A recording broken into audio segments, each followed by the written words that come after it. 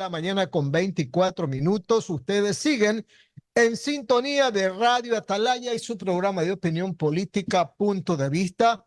Vamos a hablar con el licenciado Leonidas Prieto. Él es máster en tecnología e innovación educativa.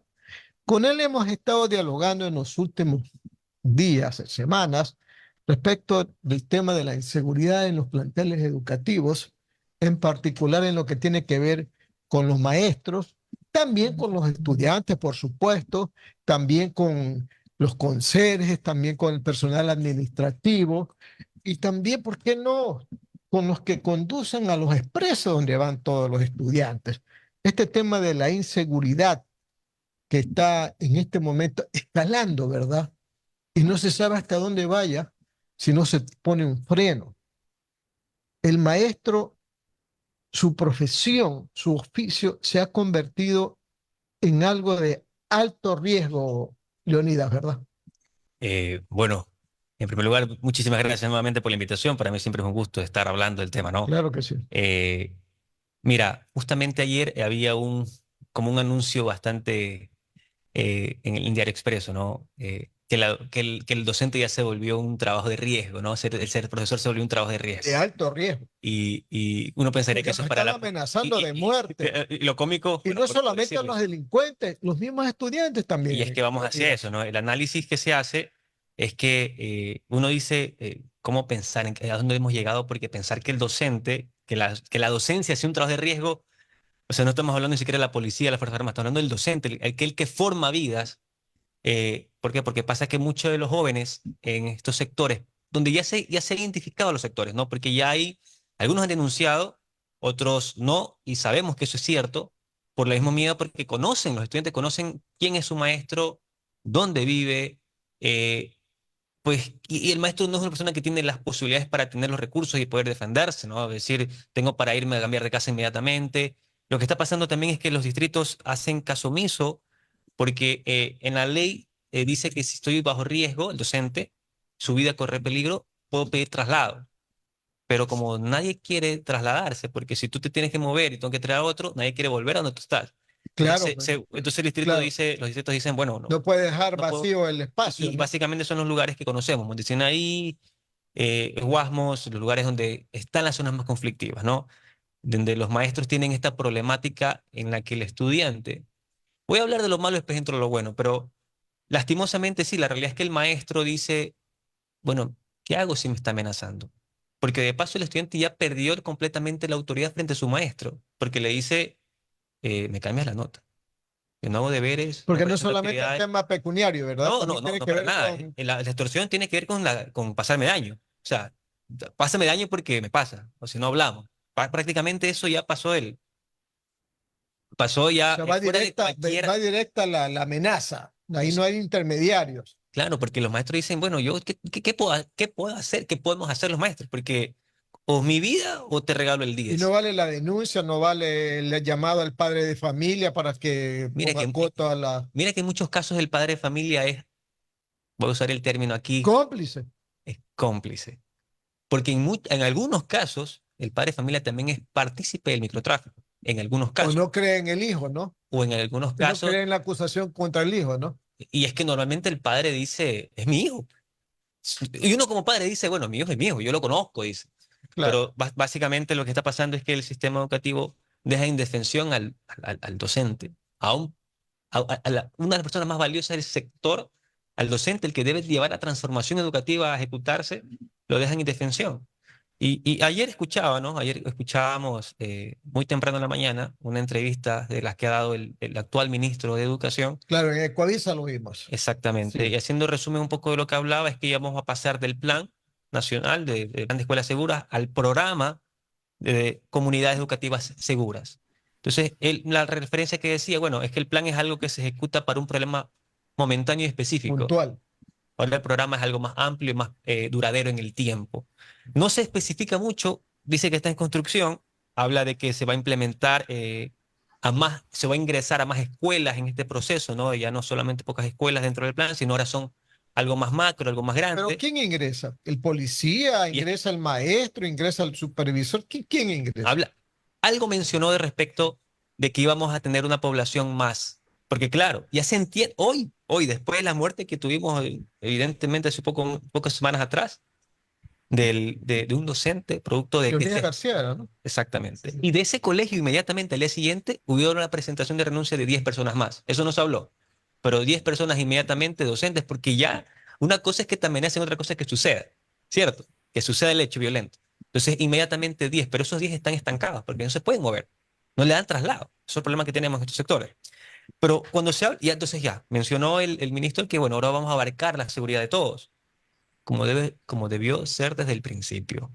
Vamos a abarcar la seguridad de todos, porque el factor clave de la educación son, sí, los estudiantes, es como decir el producto, pero también el que hace que el producto funcione, el sembrador es el maestro, el padre de familia, la comunidad educativa. Se habla de un proyecto más macro en la que deben intervenir también, por ejemplo, el Ministerio de Cultura, Ministerio de Deporte, debemos crear bienestar.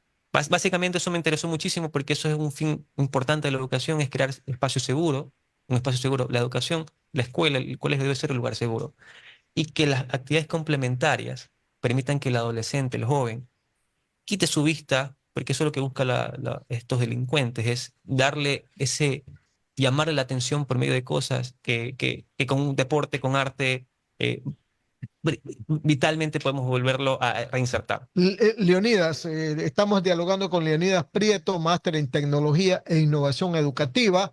Más preguntas con nuestro compañero, el docente, también docente, ¿verdad? El licenciado Julio Osvaldo Ayala Serra. Adelante, Julio. Gracias, Alcides. Buenos días, licenciado Leonidas Prieto. Pero cuidado, yo creo que estamos agitando algo que prácticamente no tiene mucha trascendencia. Si nos vamos a las estadísticas, ¿cuántos profesores han muerto dentro de los planteles educativos? ¿Cuántos alumnos han muerto dentro de los planteles educativos? ¿Cuántos han muerto por ser estudiantes o por ser profesores? Esa es una situación que debemos analizarla porque si nosotros alarmamos mucho con esto, lo que vamos a lograr es más deserción, que los profesores no quieran ir a trabajar. Yo de lo que he visto es poco, porque normalmente, mire, hubo un caso, por ejemplo, el del alcalde de Manta, hoy que era bueno, que era extraordinario, que era un hombre que había hecho obra, y resultó que lo mataron no porque era bueno, lo mataron simple y llanamente porque había estado relacionado con las mafias. Entonces, aquí en el Ecuador se mata muchas veces, pero por territorio, por enfrentamiento de mafias, que han muerto niños, porque han mandado ráfagas de ametralladoras, pero de lo que yo sepa dentro de los planteles educativos, y licenciado Prieto, yo quisiera que usted que maneja estas cosas con mucha tecnología, nos diga cuántos alumnos han muerto dentro de las escuelas, cuántos profesores han muerto dentro de las escuelas, porque realmente no ha habido, han habido amenazas, pero esos son los cuenteros de toda la vida. Pero de allí a que asustemos a la gente de que las escuelas y que los profesores están en un peligro real, me parece que no debe ser así.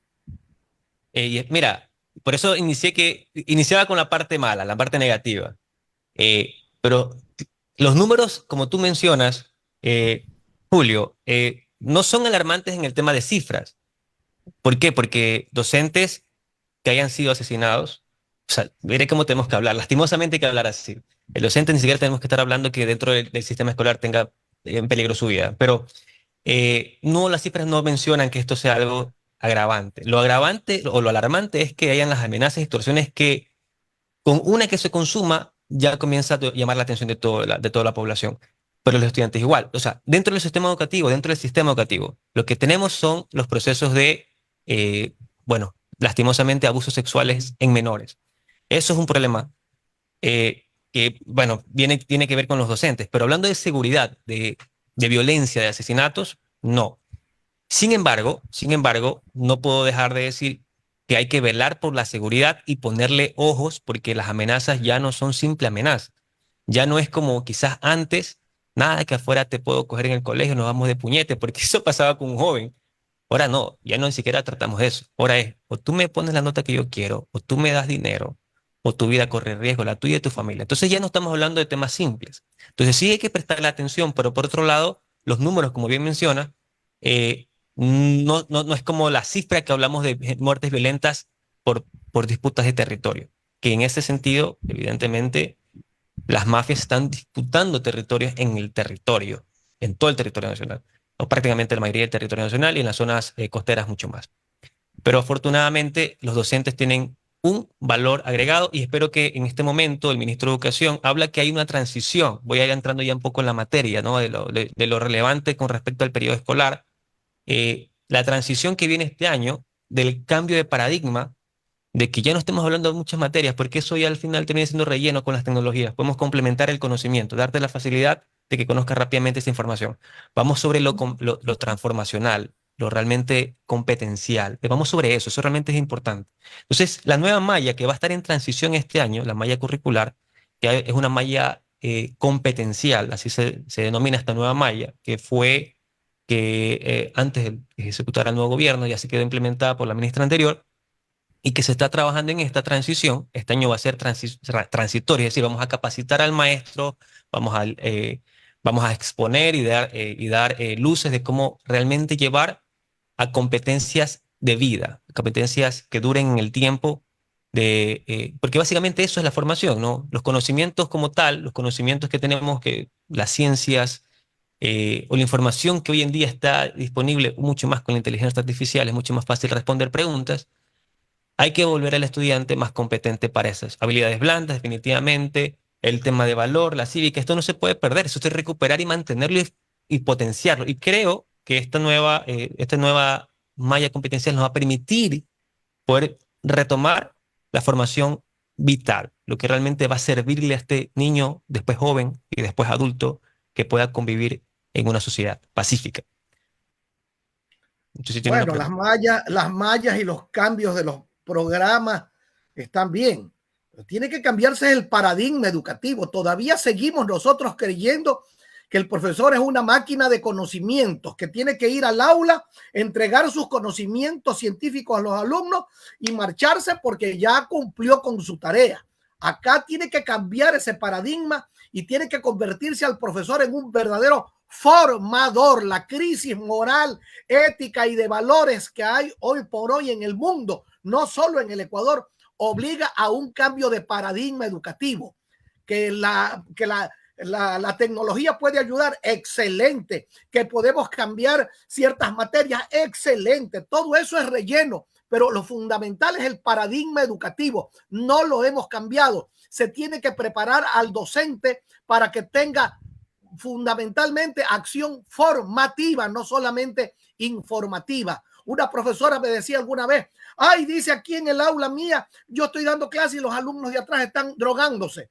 Yo le digo, ¿y tú qué haces? ¿Yo qué voy a hacer? ¿Yo qué voy a hacer? ¿Qué quieres que me maten? Si no es cuestión de que ella se convierta en policía, ni en denunciante, ni en perseguidor de la droga. Es cuestión de que converse con los alumnos que están en el problema, converse con sus familiares, que haga una labor de formación, de que los instruya de las cosas que les pueden pasar.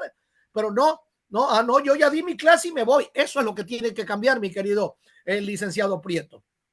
Don Julio, mire, yo le voy a hablar respecto a lo que este ministerio está planteando, que me parece interesante que si lo plantea, que la sociedad lo pueda empujar y lo pueda ver realizado. Hay tres enfoques del plan nacional, porque la ley obliga al Ministerio de Educación que establezca un plan nacional.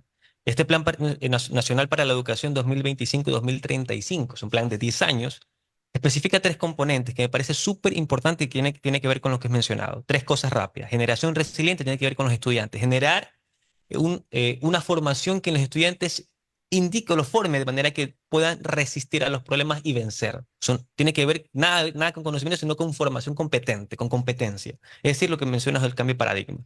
El segundo punto que es vital para mí es la revalorización profesional del docente, que la sociedad entienda, o sea, que debe entender la sociedad que a ese docente, mejor dicho, ese profesor no es profesor, es maestro, está formando generaciones, se vuelve dentro de esa jerarquía, siempre lo menciono, esa jerarquía social, esa percepción social, lo puedan ver como aquel que te puede dar una palabra que cambie tu vida al docente, al estudiante y a los padres, y que su valor sea nuevamente puesto en esta pirámide de jerarquía, ¿no? Y una apropiación comunitaria. Esos tres componentes dentro del plan me parece genial, porque es decir, la educación no solamente compete a al Ministerio de Educación ni ni al profesor. Si el padre de familia, la sociedad, empresa privada, ONG, etcétera, entienden que es un tema de apropiarse, porque la educación está en muchos lados, en todos lados en realidad. De todos lados se puede aprender. Si entendemos que la apropiación comunitaria es algo que se debe ejecutar e implementarse y cada uno asimilar su rol, la comunicación, ustedes son educadores, ustedes son formadores. Cada uno entiende que su impacto frente a la educación de los jóvenes y los niños es vital.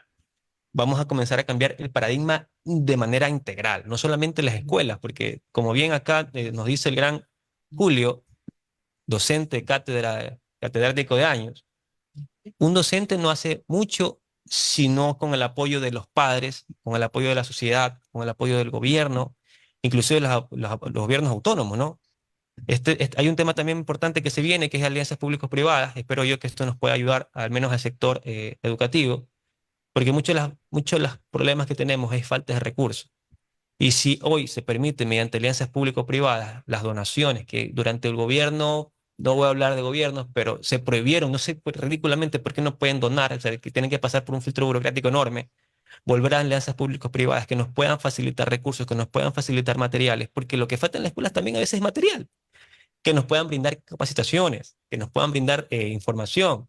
O sea, todas esas cosas son importantes. Eso no debería desaparecer nunca. Es más, promocionarlo eh, y participar. Definitivamente sí. Por ahí irían los cambios. Pero lo veo muy reacio a hablar de salarios para los maestros, porque un maestro que gane poco salario no puede comprar los libros para un poco actualizarse con las nuevas metodologías modernas del mundo actual, no puede comprar una buena computadora para enlazarse a través del Internet con el mundo de la computación hacia los grandes sistemas que se están en este momento aplicando en todos los países desarrollados del mundo. Yo no he escuchado al ministro hablar Ahora de que salario, la verdad. la probabilidad de que las clases se conviertan finalmente en virtuales cada día aumenta ante el tema de la inseguridad, pues Leonidas. Yo no he escuchado, yo no he escuchado hablar de cambios en el tema salarial, la verdad. Y creo que el gobierno, en todos los ministerios, están en la misma situación. Eh, pues hablan nada más de la crisis, de cómo reaccionaron el país, pero definitivamente es difícil de hablar de revalorización profesional docente si un maestro no está bien remunerado, con lo que tú dices. O sea, yo tengo toda la voluntad y las ganas de hacer cambios en mi vida en sí para poder dar lo que tengo y compartirlo, pero si en mi necesidad ni siquiera me alcanza, no me pagan puntual o me dejan corto o atrasados en los pagos, pues ¿cómo puedo hacer algo, no? Porque hay una necesidad vital, el tema de la economía en la casa. Pues, el docente también es padre, también es madre, también es hijo, cuida a sus padres, etcétera. Tiene sus necesidades propias. Entonces no se puede hablar de eso sin solucionar. Pero mira, yo quisiera aquí aportar algo, que si alguien del gobierno escucha, hay que ser creativos en la necesidad y en la escasez. Hay que ser creativos, hay que ser creativos. Por ejemplo, yo no sabría qué tan loco sería, porque si el docente lo que necesita al fin del mes es que le quede plata en el bolsillo, buscar formas creativas, denle excepciones de tributarias, por ejemplo, que no se le cobre IVA a los maestros, sino que no puedes aumentarle el sueldo, bájale, quítale el IVA, porque tiene sus necesidades, o darle facilidad para que traigan otras cosas, sus equipos. No sé, me estoy ocurriendo aquí, a veces me pongo a pensar qué haría yo si tengo la oportunidad de intervenir como educador, como autoridad educativa. Lo que quiero al fin y al cabo es que el maestro esté bien, que le alcance el fin de mes. O sea, si no le puedo subir el sueldo, al menos darle formas que le alcance, que le quede más al bolsillo. Esa es una forma que también retribuiría. Más allá de, pues vamos a pensar que siempre vamos a querer ganar un poquito más, ¿cómo te puedes quedar más al fin de mes?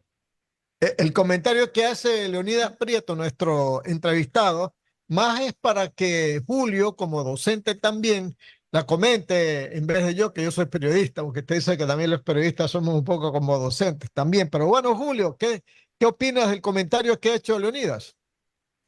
Bueno, que hace algún tiempo los docentes no están reclamando salarios porque hace poco los elevaron, ¿no? Hace poco hubo una elevación salarial en medio de una crisis que tiene el gobierno. Acuérdate que el gobierno no lo quería hacer y tuvo que ser aprobada hasta por La Corte Constitucional. Básicamente la por eso, Corte ¿no? Constitucional, así es, por la Corte Ricardo. Constitucional, ¿no? Básicamente Ahora, por eso. yo tengo una anécdota. Cuando yo fui diputado, fue después de pues, haber perdido mi libertad por pelear por mejores presupuestos para la educación. Y cuando fui diputado logré una cosa que nunca se ha logrado en este país. Los maestros teníamos como sueldo básico 2,000 y lo elevé a 5,000 con una ley. Y los profesores rurales ganaban 1,000 sucres más por ser rurales. Y los docentes primarios, que ganaban 30% menos que los secundarios, subieron al mismo nivel. Fue una elevación fantástica. Pero ¿saben qué? Luego de eso, vinieron los trabajadores, también pidieron lo mismo, todo el mundo pidió lo mismo y se produjo un efecto inflacionario en el país que paró con la dolarización. Es decir, a veces cosas buenas se convierten en perniciosas. Así que pensemos que simple y llanamente los docentes tienen que tener un sueldo que les permita, como decía Leonidas, tener al fin de mes a algo que le quede en el bolsillo para sus necesidades y no solamente supervivir, pero realmente pensar en crear castas, en que el profesor tiene que ganar 10 veces más que otros. Los otros también reclaman y se convierte eso en espirales inflacionarias como las que se produjo luego de mi intervención, cosa de la que muchas veces hasta me arrepiento. Hoy por hoy el docente, y en eso quiero esclarecer una idea con Leonidas, el docente tiene que trabajar con la comunidad, tienen que crearse un acercamiento real con la comunidad. Tienen que aprovecharse, por ejemplo, los espacios físicos que no se usan, sábados y domingos, escuelas y colegios tienen canchas deportivas, gimnasios, tienen sitios donde podrían hacerse muchas actividades, lógicamente turnando a los profesores para el control y para la difusión de estas cosas. ¿Cuánto podríamos ayudar con eso?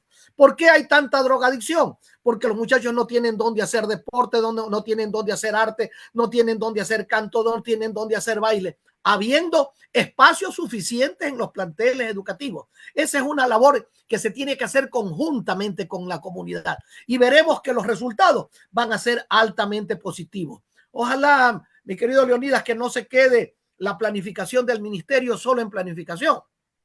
Acabamos de pasar una ministra que estuvo en el gobierno de Correa como subsecretaria, en el gobierno del señor Lazo todo el tiempo del gobierno, y prácticamente con esa experiencia no hubo mayores cambios trascendentes en la educación. Ojalá que ahora sí se haga, Leonidas. Todos esperamos. La verdad es que la educación es un factor clave para la inseguridad, para combatir la inseguridad. Mira, y aquí es una opinión personal, a la vez que se entiende que en los próximos días van a empezar a construir las super mega cárceles y extraordinarias cárceles del mundo, debemos estar pensando también que esa misma cantidad de presupuesto debe estar destinada para mejorar lo que existe en educación, crear otros espacios, como bien mencionas, Julio. Porque si yo, ¿cómo espero yo acabar con la inseguridad? Porque la inseguridad es producto de falta de oportunidad. Eso básicamente es la inseguridad. Yo me dedico a actos delincuenciales porque no tengo oportunidades. Pero si a este joven le creo o promuevo, como bien dices, porque existen los espacios educativos, las escuelas, los colegios son canchas, son espacios grandes. Si yo mismo creo estos espacios y promuevo y invierto más, a lo mismo que invierto en cárceles, invierto en instituciones o en la promoción de torneos artísticos, en torneos deportivos, de manera que los jóvenes ya digan, a mí no me interesa estar consumiendo droga porque acá hay un torneo del peloteo, acá están los chicos, las chicas haciendo arte, teatro, presentaciones en las calles. Eso sería rico, eso promueve un cambio de paradigma, eso promueve que porque mira, el dato es importantísimo, por aquí lo tenía. El desafío es reinsertar 200.000 estudiantes. O sea, eso pasó en la pandemia. Eso no se ha reinsertado, eso no han vuelto. ¿Dónde están 200.000 niños, niñas y jóvenes? ¿Dónde están? Ese es el gran desafío, reinsertarlos y de paso ofrecerle oportunidad. Porque viene el tema de educación superior, porque obviamente si lo reinsertamos, ¿qué le vamos a ofrecer? El problema de las universidades es que, bueno, ahí nos vamos más de largo. Pero básicamente es eso, retomar el desafío. Pues ese desafío solo aquí, lo dejo en la radio expuesto. Si me escucha alguien del Ministerio de Educación, el desafío de ustedes tiene que centrarse en reinsertar esos jóvenes y esos niños para que tengan la oportunidad de vida, de cambio de vida y que puedan promover, como bien dijo Julio, otra integración más amplia de la comunidad educativa, que puedan vivir en bienestar. Muy bien. Ha sido el licenciado Leonidas Prieto, máster en tecnología e innovación educativa, que ha estado con nosotros al terminar este programa Punto de Vista. a través de Radio Atalaya. Le agradecemos mucho, Leonidas, como siempre. Este tema es para seguir conversando en los próximos días porque es un asunto que no termina y no agota. 10 de la mañana, 49 minutos. Nos vemos, Julio. Hasta el día de mañana. Mucha suerte, muchos éxitos. Muy bien. Muchas 10 de gracias. la mañana, 49 minutos, estimados amigos. Hasta el día de mañana.